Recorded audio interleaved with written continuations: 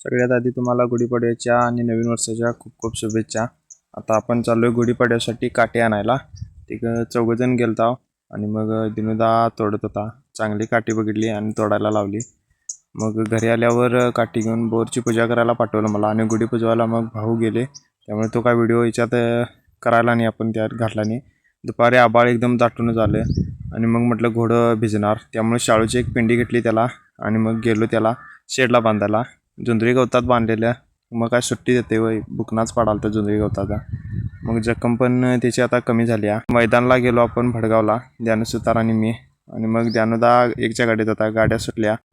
पहिल्या नंबरला आली बुगडीगट्टी चिमण्या आणि महागाव चिमण्या. 2ला आली उत्तरची स्वतः जोडणं आणि 3ला आली चंदनकोडची, ज्यामध्ये होता आपला जानोदा सुतार.